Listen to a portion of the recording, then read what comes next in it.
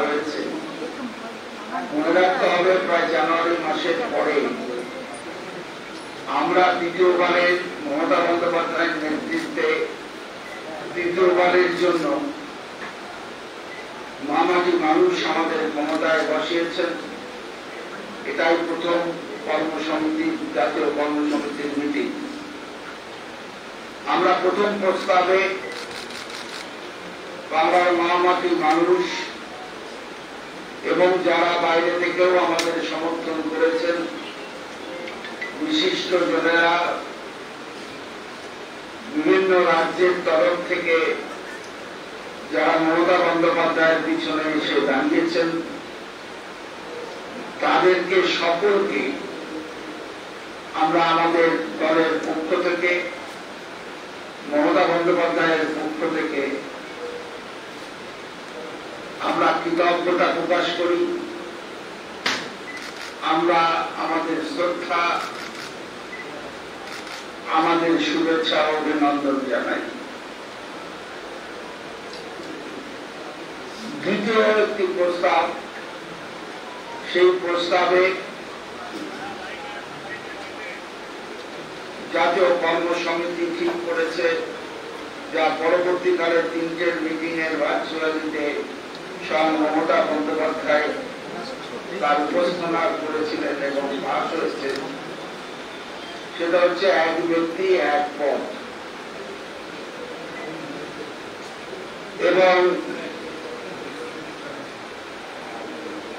আজকের মিটিং এর সবচেয়ে বড় মমতা বন্দ্যোপাধ্যায় সভানেত্রী হিসেবে গ্রহণ করেছেন, তা হল সাংসদ শ্রী অভিষেক বন্দ্যোপাধ্যায়কে সর্বভারতীয় তৃণমূল কংগ্রেসের সাধারণ সম্পাদক হিসেবে মনোনয়ন দিয়েছেন। এছাড়াও বেশ কয়েকটি সিদ্ধান্ত হয়েছে। মমতা বন্দ্যোপাধ্যায় জাতীয় কর্মসমিতির সভায় বলেন, আমার দলটাই সবচেয়ে প্রিয়, আমি দলীয় কর্মী হিসেবে নিজেকে ধন্য মনে করছি। এরপরে বেশ কিছু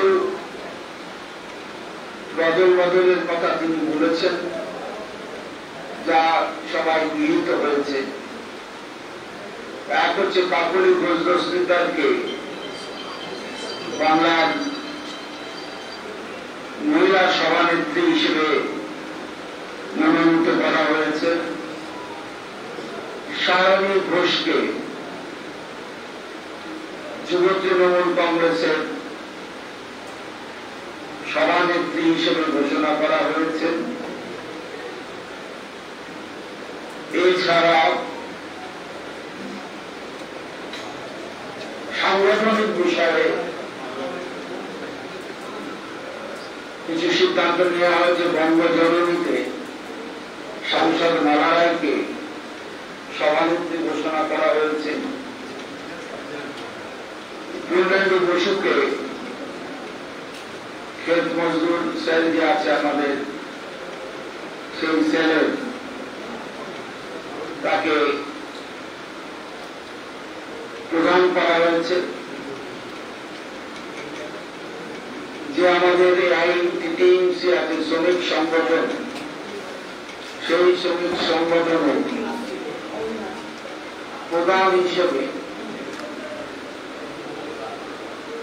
ঋতব্রত বন্দ্যোপাধ্যায়কে প্রদান করা হয়েছে এবং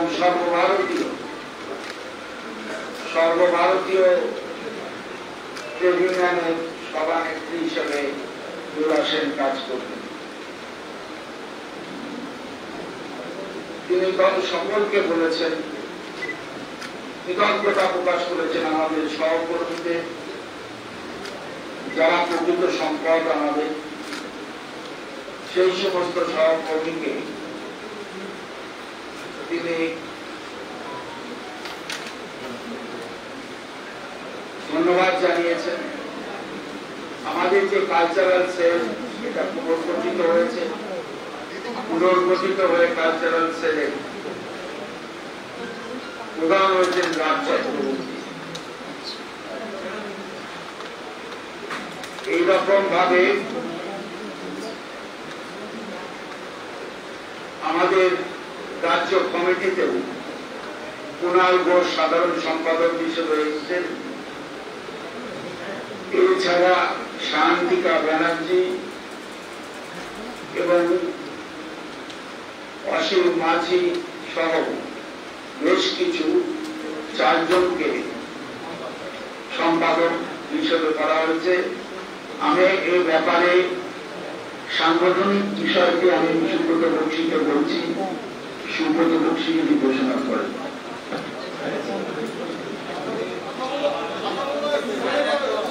আজকে মমতা বন্দ্যোপাধ্যায় যে সভার সিদ্ধান্তগুলো নিয়েছেন তাতে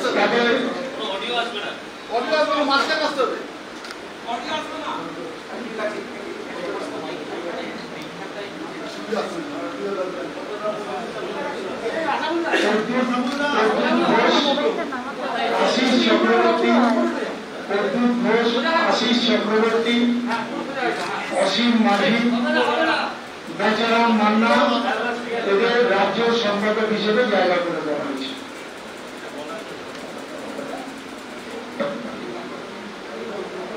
আমরা পুনরায় দাবি জানাচ্ছি যে কোভিডের উপরে যে জিএসটি কাটা হয়, ধার্য করা হয়, তা অবিলম্বে প্রত্যাহার করা হোক এবং রাজ্য সকলে মিলে যে ভ্যাকসিনেশন প্রোগ্রাম নেওয়া হয়েছে বিনামূল্যে দেওয়ার জন্য আবার কেন্দ্রীয় সরকারের কাছে দল হিসেবে আমরা আবেদন জানাচ্ছি। এছাড়া দুটি বিষয় তিনি আমাদের অবগত করেছেন।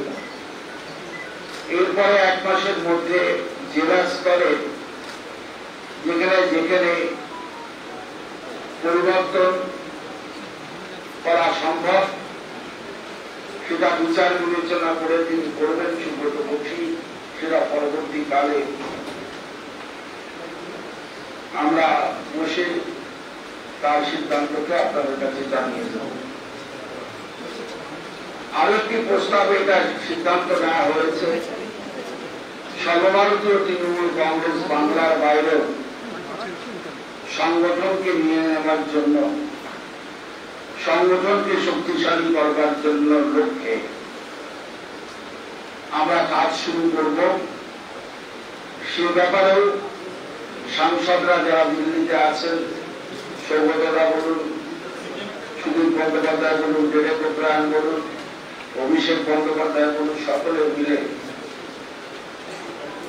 সংগঠন যেমন রাজ্যের মজবুতিকরণে তারা থাকবেন, ঠিক একইভাবে তারা বিভিন্ন রাজ্যে তৃণমূল কংগ্রেসের বিস্তারের লক্ষ্যে তারা কাজ করবে। লোকসভা সংসদীয় দলনেতা সুদীপ্তা ছিলেন, সুদীপ্তা আছেন, এবং রাজ্যসভায় ডেরেক ওব্রায়ান যখন ছিলেন সেরকম থাকবেন। মোটামুটি ভাবে এই কটি সিদ্ধান্তই আমাদের হয়েছে। আরেকটি প্রস্তাবে আমরা মমতা বন্দ্যোপাধ্যায়কে কৃতজ্ঞতা জানিয়েছি। যেভাবে শারীরিক দিকের অক্ষমতা থাকা সত্ত্বেও, শারীরিক আঘাত পাওয়া সত্ত্বেও 152 কি 160টি মিটিং তিনি করেছেন, অকল্পনীয়। তার এই চারিত্রিক দৃঢ়তা, মানুষের প্রতি ভালোবাসা এবং মানুষকে নিয়ে চলবার যে ইচ্ছে তা বারবার প্রতিফলিত হয়েছে। আমরা কৃতজ্ঞ চিত্তে তার এই নেতৃত্ব দানকে আমরা অভিনন্দিত করেছি।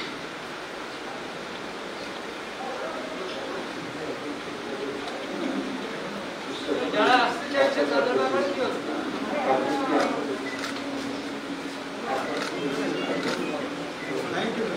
এ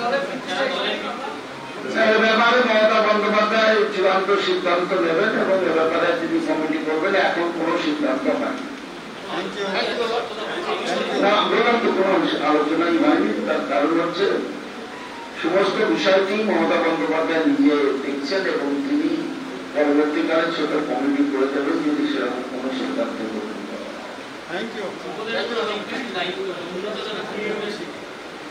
হ্যাঁ,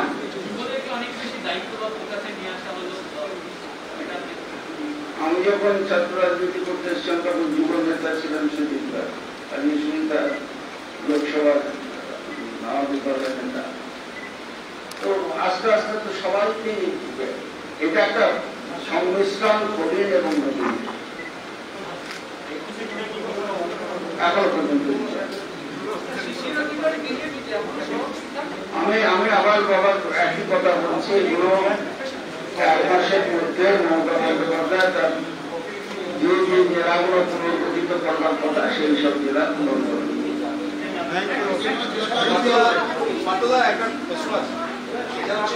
সর্বভারতীয় স্তরে মমতা বন্দ্যোপাধ্যায় একটা মুখ এবং বিভিন্ন বিরোধী দল তারা চাইছেন মুখ হিসাবে।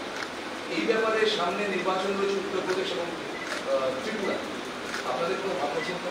না, আমাদের যে ভাবনা চিন্তা তা হচ্ছে মমতা বন্দ্যোপাধ্যায় নিজেই বলেছেন বাংলাকে বাঁচানো, বাংলার মানুষকে প্রথমে বাঁচানো, করোনার হাত থেকে বাঁচানো, দুর্যোগের হাত থেকে বাঁচানো। আগামী 11 তারিখ তারপর বান আসছে, সকলকে বলেছেন যারা সমুদ্রের দিকে থাকে, যারা নদীমাতৃক জায়গায় থাকে তাদেরকে সাবধানতা করবার জন্য, জনসাধারণকে রাখার জন্য। 26 তারিখেও আরেকটি বান আসছে, সে ব্যাপারে তিনি সাবধানতা অবলম্বনের কথা বলেছেন, মানুষের পাশে দাঁড়াতে বলেছেন। এই মুহূর্তে উপাধি সিদ্ধান্ত হয়েছে যা আপনাদের কাছে জানিয়ে দেওয়া।